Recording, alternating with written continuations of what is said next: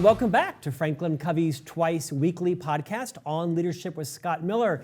6 years and 500 episodes taped, where every Tuesday and Friday, I am privileged on behalf of Franklin Covey to interview some of the world's most renowned thought leaders, artists, creators, authors, founders, entrepreneurs, CEOs, leaders at all levels and organizations, because this podcast is designed to do just that, make you a better leader, formally or informally. Franklin Covey, of course, known around the world as the most trusted leadership firm, founded in part by Dr. Stephen R. Covey, who of course wrote the incomparably seminal and impactful book, The 7 Habits of Highly Effective People. Today, our guest is joining us from Brussels, Belgium, where she is the author of a new book called Responsible AI, Implement an Ethical Approach to Your Organization. Her name is Olivia Gambelin, and she's joining us because I have very carefully curated,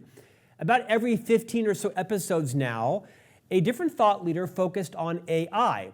We receive dozens of invitations every week, requests, please, from publicists, publishers, authors, creators, innovators, to appear on the podcast about some topic on AI. We say no to most of them because this isn't an AI podcast, but it's a leadership podcast. And to quote Seth Godin a few weeks ago, second only to electricity, the impact that AI is going to have on your business is, of course, consequential. So today we're going to focus on what are the ethics around implementing AI practices in your organization.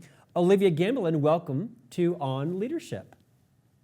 Thanks so much for having me, Scott. I'm excited to be here. Olivia, before we dive into the content in your book, Responsible AI, I'd love it if you would rewind a couple of decades, not too many because you're actually quite young compared to me, and talk a little bit about your academic background, your professional experience, and actually what you do for a living. Yeah, absolutely. So as you mentioned, I am what you would call an AI ethicist. And back when I started in this space as an AI ethicist, no one really knew what that term was. So I had to answer this question quite often.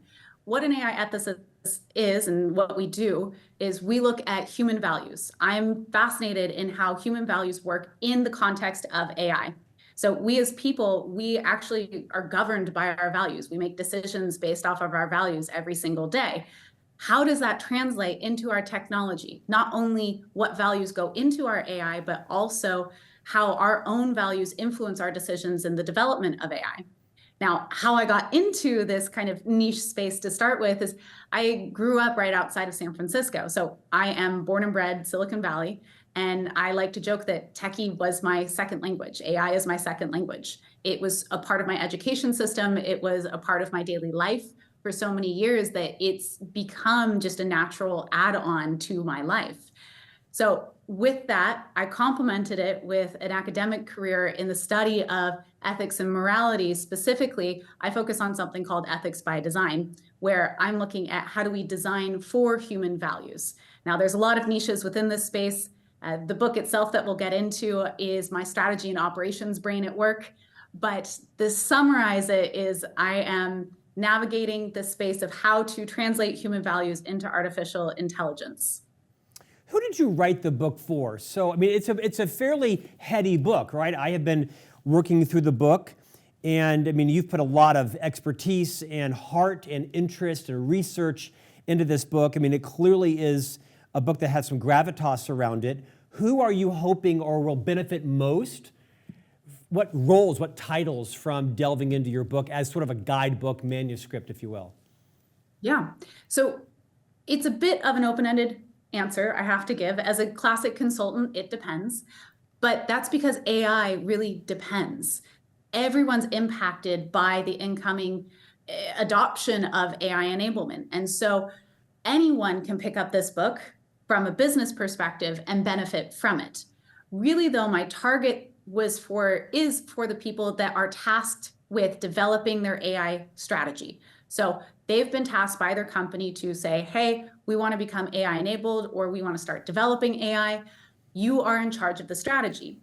I wrote this book for that person. And the reason why I'm not giving a title there is because that person ranges per company. Some companies have chief AI officers, some have chief technology officers. Some companies, this actually lands to our chief HR officers even. It really depends on the company. But across the board, if you are tasked with owning an AI strategy for your company, this book's written for you. It's written on how to have those responsible foundations for that AI strategy. Seems like the founder, CEO, and C-suite should read the book, as well as whoever is reporting to one of those executive sponsored positions as well. Okay, let's talk about the opening of the book. You, mercifully on the reader, gave a great sort of analogy about a carpenter and how to use that story as a guide for the book and the process. Walk us back through that, because I think all of our listeners and viewers will benefit from that opening story. Absolutely. So it's the story of the carpenter, and I use this story actually quite often in my talks and on the street and with my clients, just to break down my approach to ethics. And what it is, the name kind of gives it away. It's the story of two carpenters, and these two carpenters are learning how to be carpenters. One of the very first things that you need to know how to do is hammer a nail. Pretty basic. And so these two carpenters, they come to school, they're learning how to be carpenters. And the first carpenter is taught how to hammer the nail by the specific action. Meaning, the teacher goes and says, this is the nail, this is the hammer. You're going to use this part of the hammer to use this part to hit this part of the nail, and this action with your arm to hit the nail into the wood. The first carpenter is taught the action, a very basic action, but taught the action. The second carpenter, though, the teacher instead says, this is the tool. Here's the hammer. This is how you use the hammer. Here, on this end of the hammer, you can apply force. On this end of the hammer, you can use the pull action, and it can pull in different directions. But instead of teaching the action of hammering the nail, to the second carpenter, the teacher teaches the actual tool, the hammer itself. Great. The carpenters go home, they come back the next day, and the teacher says, all right, we're going to test you. Now, please hammer this nail into this block of wood. Both carpenters say, okay, great. They pick up the hammer, they hammer the nail, no problem. Both the first and the second carpenter, no problem. Now the teacher decides, okay, let's try something a little bit harder. Can you please remove the nail from the block of wood?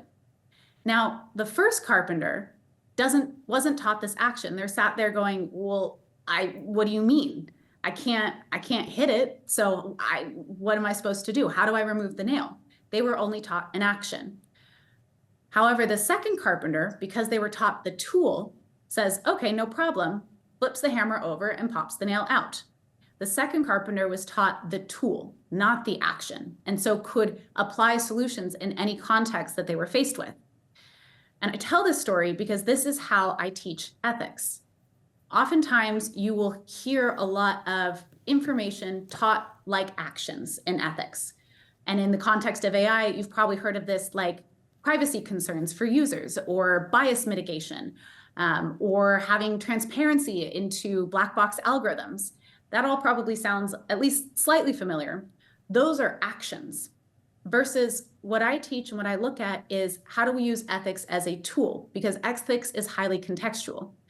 And in teaching you the tool instead of the action, what I'm doing is equipping you to face any context, any scenario that you come into, rather than being beholden to only the actions that you may have learned in the past. Olivia, much of your book talks about the need to have defined values for responsible AI. I don't know a company, at least a public company, that doesn't have a list of governing values. It governs how they operate their business practices, how they report their revenue, how they hire, how they coach, how they terminate. Everyone has a set of values. Do you find in the necessary step of defining the values for responsible AI, are those the same values? Is it a complementary set of new values? Where does the implementation of values for AI drive from, complement, or integrate with the current set of values that govern everything else they do? Yeah, so that's actually a very important factor of those pre-existing values do play a pivotal role in the values for AI. The reason why I don't say that those are the only values you're working with is because AI is functioning in a very societal-based context.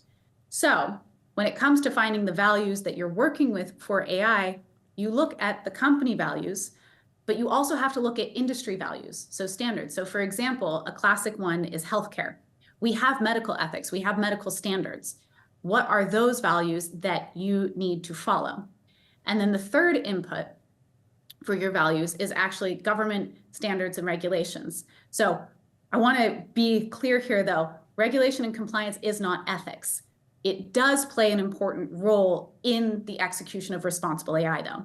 So because of that, what you're looking at is when you're establishing these values for AI, you want your company values, you want the industry values, and you want the government or let's say international values established by globally recognized policies or regulations.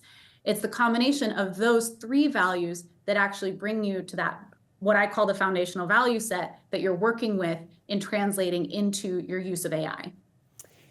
There were two truisms that a lot of us that speak for a living, like myself, talked about in our keynotes, and that is every company is now in the same business. They're in the relationship business, no matter what it is you are selling. And every company is now a technology company. No matter what you're doing, you're a technology company. I mean, heck, if you're, own a hair salon, I mean, my hair salon doesn't even have a receptionist anymore. Everything is done online, all the scheduling, all the payment, all the reviews, everything. And so for those people that are listening and watching that may not be a tech-first company, right? There's a lot of companies in the world that are just now starting to have an AI coach. Perhaps they have a chief technology person that's learning more about AI. Because you came out of college and have an engineering degree or a computer science degree doesn't mean you know a lot about AI. What would you say to the companies that are not tech-first companies? They're becoming a technology company no matter what business they're in. What are some of the crucial things they need to be thinking about in terms of why should they articulate their AI ethics? So in establishing your values and establishing responsible practices from the start, what you're doing effectively is mitigating quite a compounding amount of risk that comes into adopting AI into your company. But it's also ensuring that your AI enablement, your use of AI is in alignment with your actual company objectives.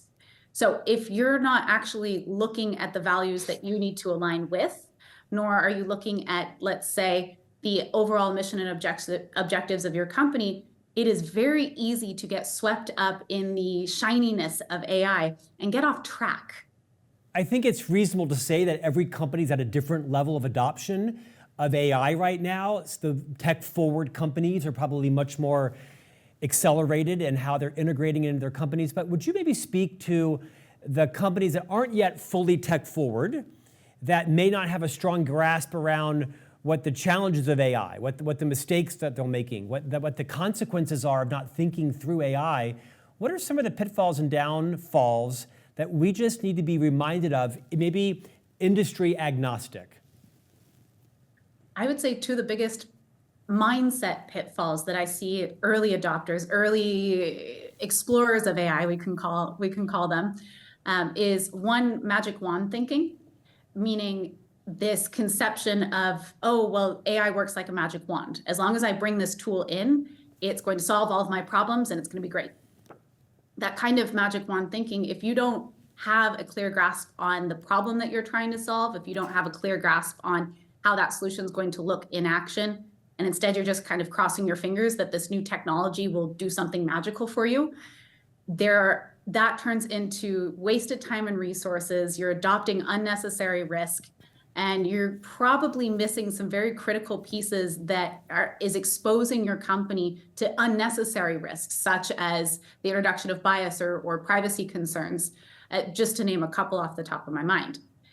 So that's one mindset. The other mindset pitfall that I see companies fall into is this idea that AI is a technical challenge, that it is just technology, that it's going to come in, we have technology. If it's not working, it's the technology's problem, and we have to figure that out. AI is a story about humans at the end of the day. If the AI is not working, there's something going wrong on the people or the process level, not necessarily the technical level. So what I mean there is you can bring an AI tool in, or you can start going towards AI enablement or development. But if your people aren't educated, Or worse off, they're afraid of AI taking their jobs. They will either not be able to use AI, or they will actually sabotage the use of it out of fear. So those kind of problems, that's on the people layer. That has nothing to do with the technology. That has everything to do with whether or not your people are supported in the adoption of AI. Now, not only are you looking at that people layer, you're also looking at the process layer. Do you actually have the workflow and the frameworks in place? AI adoption, you need change management with that. This is a whole new way of doing business. And companies that aren't prepared for that or don't have the understanding that you will have to update different workflows, different modus of operandi, that is a huge factor of whether or not your company finds success with AI. So to wrap that back up, the second mindset pitfall that I see companies fall into is treating AI as only a technical challenge to conquer, instead of understanding that AI, 9 times out of 10, is actually a story about the people or the process supporting it. Recognizing that every company is at a different place in their AI roadmap, is there a particular entry point that you think everyone should be thinking about identifying their values, planning out their ethics platform, or defining what that looks like? Is there an entry point that you should clarify that people can say, gosh, we're past that, or we're right there, or we're coming up on that? Well, I would say it's never too late. So even if you're past the entry point, it's very well worth doing. But the ideal point in time is at the very start. You think AI, you think, all right, what are our responsible practices? What are the values that we're going to be working with here? Because if you have to do this retrospectively, too many decisions have been taken along that path that the time and resources wasted then having to retrospectively fix is paramount, instead of if you had just spent, let's say, an extra few hours at the start to even have a discussion of what are the values that we're aligning with. So a simple answer from the very beginning. It's also not a stagnant one-time conversation. These conversations about responsible practices and value alignment should be returned to throughout the entire development cycle, your end adoption cycle. You're looking at, hey, are we still on track? But the most important part to start is actually at the very start. Olivia, you live in this world and breathe with this all day long. You've written this seminal book about it. You're consulting with clients. I'm kind of on the periphery, but I'm certainly reading books and as an agent, agenting books on the topic. So I'm sort of, a couple steps removed. But my sense is the vast majority of the US and global workforce is many steps removed. And they kind of fall into one of two camps, ignorance or fear. Not because they are not educated people, they don't really know what the future looks like. They're not in the meetings every day, all day long. And so I'd love to have you share with all of those that are listening that are in leadership positions, that are in these conversations every day around how are they implementing AI, to what end, how aggressively. What would you think they should be telling their teams of people that may or may not be intimately involved in the AI discussions or visioning or implementation? There's a lot of fear that flows from ignorance right now. And when you consult with clients, do you advise them to have a communication plan to the broader employee base that they are establishing ethics, they are thinking about the values for this? I'm guessing there's great upside to people who are fearing, is my job going to be gone in a year or 3 years? Will my kids be able to work here? Talk about the upside of talking to employees about your AI plan and your AI ethics. So the conversations around AI ethics and responsible AI have been proven to, first of all, increase employee well-being. What it does is it creates a sense of purpose. Even if you're not directly in contact even with any AI development or usage in the company, the fact that your company has communicated the values that you're working on, communicated the values that are driving the adoption and use of AI, that creates the sense of purpose of, oh, there's direction here. And there is an intentional use of AI. This isn't just being adopted to be adopted. There's actual care and focus behind it. So that increases employee well-being, but it also helps decrease, like you were saying, that ignorance and fear. This can be a scary time for people that are looking at, is my job going to be here next year? Now, there's absolutely no reason why a company should be hiding when and where they're using AI. That's actually very counterproductive. If you're hiding your strategy for AI enablement, what you're doing is increasing that fear. People fear what they can't see. So if they're hearing all of this AI adoption, but they don't see actually a clear path to it, they don't see what values that adoption is being based off of or where it's going to be adopted, there will be ways to sabotage for anyone within a company structure to sabotage the adoption of AI, just as you can sabotage pretty much anything if you've got a rogue player. But that communication factor instead increases that trust and confidence in a corporation and increases that sense of well-being by giving a sense of purpose and direction to what can be a very scary time for employees. I'd love to talk for a moment as we conclude here around how companies can use your services. I'm going to bet that some large portion of the C-suite in the Fortune 5000, the Inc. 5000, are not naturally tech-forward thinkers. Some portion are, some large portion are not. Increasingly less because it's a requirement for survival and market competition. I don't know a C-suite leader that doesn't have an AI coach now. And I'm guessing you provide a complementary service to the technical implementation and scoping side. How do companies work with you, and what's the upside of doing so?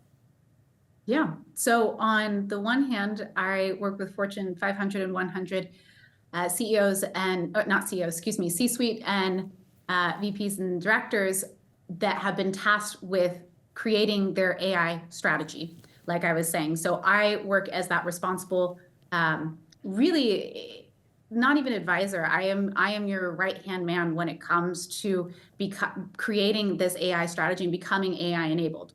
So there are so many different moving factors when it comes to AI ethics, responsible AI governance, this whole space.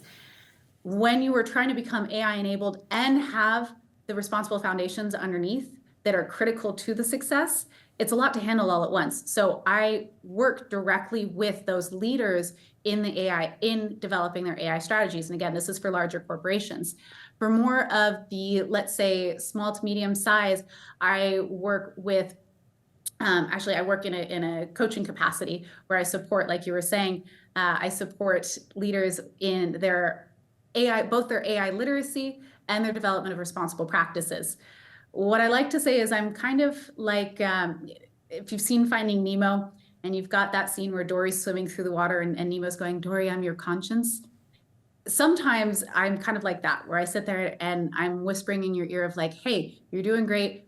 Have you remembered to check this?" Or remember our conversation around privacy. Is this the best decision to enable that? Or, hey, is this actually what in alignment with those values that we had worked on? So I work as that consciousness. I'm like offloading your compass to have someone to be able to check and gut check with. Because when you're involved in the day-to-day, it can be really hard to zoom back out and have the whole picture come into view.